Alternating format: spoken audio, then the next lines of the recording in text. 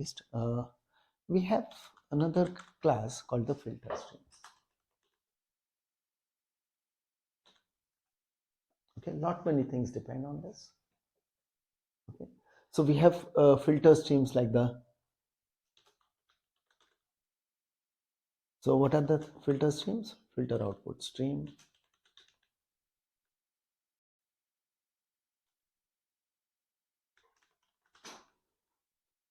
Okay. Filter input stream.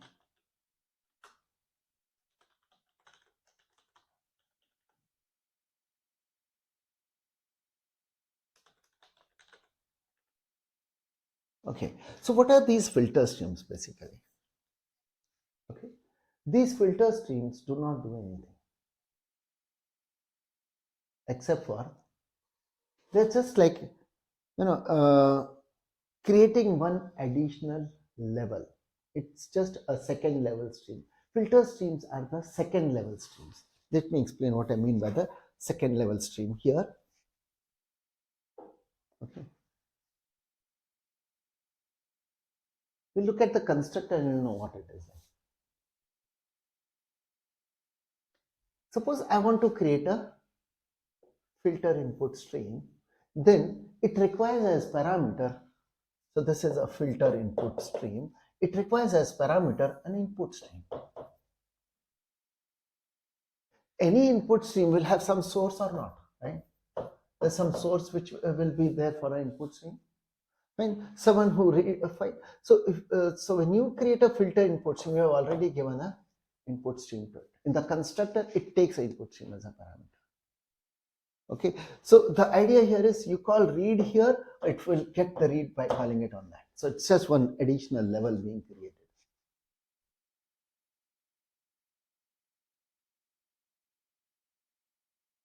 Okay, fine. So what is the idea?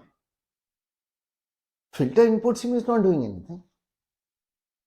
Okay, the idea is this class will have subclasses where it can add new methods, add more functionality to do something over the what is coming from there. Right? You have input stream, you want to add things in general across all kinds of input stream and create a new kind of input stream. Okay, adding more functionality to cater to all kinds of input stream. Okay, fine. So a subclass of a filter input stream is free to add more methods. It's free to do some more additional things, which is when the data is coming from the source. It can override some methods also. This one, the filter input stream, which is there in the API, is not doing anything. It's just passing on. Okay, you call read, yes, I'll call read there and give the data, whatever is given to me. You call close, okay, I'll call close there. You call any method, I'll do that there. Okay, fine. Same thing even on the output side, right? If there's a filter output stream, there has to be an output stream which you have given. Okay, so there is a filter output stream and there is this output stream which is available to it. This output stream will have some destination. You call write, yes, I'll write it there. You call close, I'll close it there.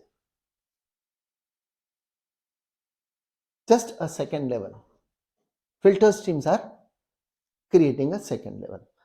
One thing now you can see the distinction between what happened with the input stream outputs in the byte streams and the character streams, because character streams were introduced in 1.1. Okay, they were smarter. Okay, fine. So they declared these filter streams because these filter streams are actually basically meant to be subclassed and then used. So they declared. So you will find filter writer and reader are abstract, which was not the case with the filter input stream and output stream. So filter input stream, output stream should have been abstract, but in API, in one version, if you have released without abstract, you can't change that. Okay, because you want to have things to be backward compatible. Okay.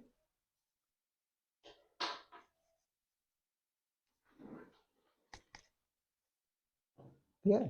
So filter streams, if I say filter output stream,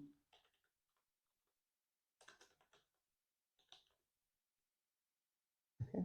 Filter output stream, filter input stream are not abstract. Filter reader, filter writer are abstract. Okay. Filter output. Oops.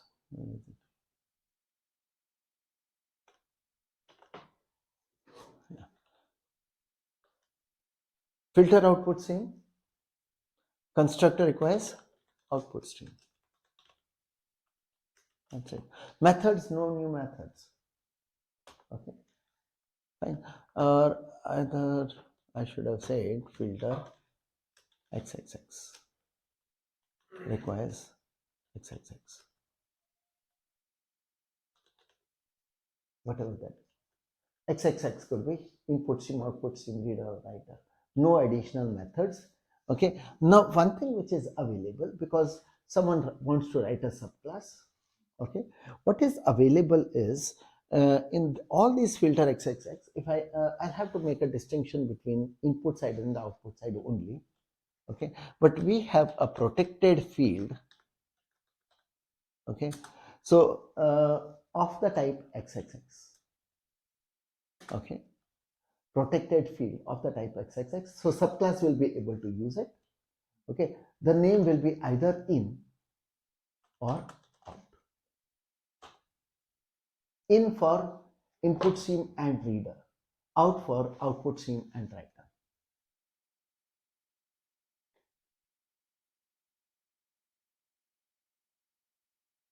Okay. So subclass should be able to use this. Constructor is there. Fine.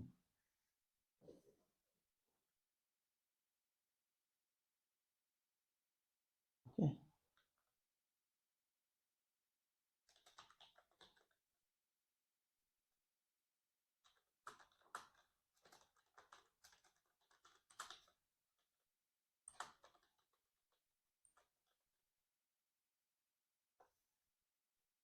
Fine.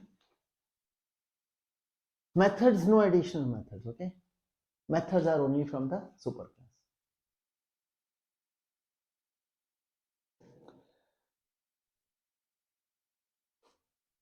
Okay.